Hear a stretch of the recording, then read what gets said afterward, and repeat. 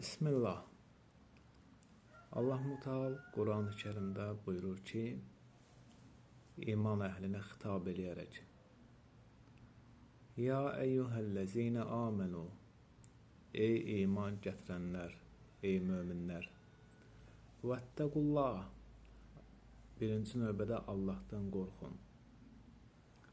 Vəl-tənzur nəfsun məzə qaddəmət liğadın, hər kəs baxsın ki, sabah üçün nə göndərib, öz axirəti üçün nə göndərib, hansı tədarükü göndərib, hansı əməli göndərib, buna baxsın, düşünsün. Vəttəqullah, yenə də buyurur ki, Allahdan qorxun. Bir ayədə 2 dəfə təkrar edir, Allahdan qorxun. Bu 2 Allahdan qorxun əmrinin arasında, bu ifadənin arasında Allah Muteal mühüm söz deyib. Hər kəs baxsın ki, sabah üçün nə göndərib. Sabah üçün nə göndərdiyinə baxsın. Bu əmrin əvvəlində də Allah buyurur ki, bu sözdən qabaq da Allah buyurur ki, Allahdan qorxun. Bu sözü, bu əmri dedikdən sonra yenə də Allah buyurur ki, Allahdan qorxun. İnnallaha xəbirun bimə tə'amelun. Həqiqətən də Allah sizin etdiklərinizdən xəbərdardır. Və la təkunu kəllezine nəsullah. O adamlar kimi olmayın ki, Allahı unutdular. Fəənsahum ənfusəhum. Allah da onların özlərini özlərinə unutturdu. İnsan Allahdan qorxmasa, sabahki axirəti üçün bir şey fikirləşməsə, nəticə bu olur ki, insan özünü unudur. Yaranış mənbəsini, yəni Allahını, Allahdan gəlib onu unudur və yaradılma səbəbini unudur, hədəfini unudur. Bu dünyaya göndərməyinin insanın bir hədəf var. Allah tərəfindən insanın bu dünyaya göndərilməsindən bir məqsəd var, hədəf var. İnsan bunu unudur. Bunu unudanda nəticəsi, yəni özünü unudub, öz həqiqətini unudubdur. Sərgərdan qalır insan.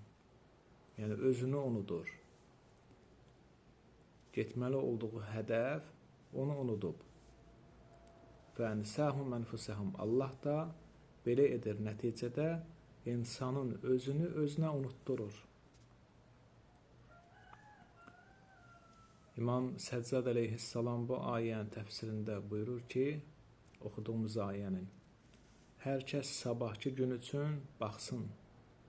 Baxsın ki, sabahı üçün nə göndərib, axirəti üçün. Buyurur ki, qəbirdə, bərzəxdə olan insanlar var, onlar arzu edirlər qayıtmağa. Bu dünya həyatına peşman olublar axirətdə, bu dünya həyatına qayıtmağı arzu edirlər, peşman olublar. İmam Səccad əleyhissalam buyurur ki, siz axirətdəkilərin peşman olduğu kimi peşman olun, tövbə edin, axirətiniz üçün fikirləşin. Bəli, bu da o ayələrdəndir. İmam Səccad əleyhissalamın təfsiri ilə, yəni Quran ayəsini biz oxuyuruq. Lakin bu ayə İmam əleyhissalam bir hədislə, bir kəlamla təfsir verdikdə daha dərin, gözəl və ayənin sanki bir həqiqəti bizə aydın olur. Ayənin məğzi bundan ibarət idi ki, iman gətirənlər, möminlər, sabahki gününüz üçün, axirətiniz üçün bir şey fikirləşin və baxın, görün ki, nəyi göndərirsiniz axirətə. Və buna baxmaqdan ötürü o qədər mühüm məsələdir. Allah bu sözün əvvəlində də, sonunda da Allahdan qorxmağa vədə verdi, Allahdan qorxmağa əmr etdi. Demək, ilahi qorxu olmasa, insan axirətini düşünməyəcək. O qorxu amilidir ki, insanı günahdan çəkindirir, axirəti üçün bir şey fikirləşdirir. Həmin qorxu amili. İmam Səccad əleyhissalam da bu ayəni çox gözəl şəkildə, aydıncasına təfsir etdi ki, bəli, axirətdəkilərin, köçüb getmişlərin peşman olduqları kimi, həsrət çəkdikləri kimi bu dünya həyatına daim Allahdan qayıdış arzu edirlər. Bu dünya həyatına peşmançılıq və həsrət içindədir. Əlbəttə, tövbə eləməmiş, günah halında dünyadan köçənlər, Allahdan bağışlanmamış halda dünyadan köçənlərə aiddir bu. Buyurur, onların o peşmançılığı və həsrəti kimi siz bu dünyada peşman olun. Yəni, bu dünyada ikən həmin peşmançılığı, həmin tövbə və qayıdışı Allaha edin.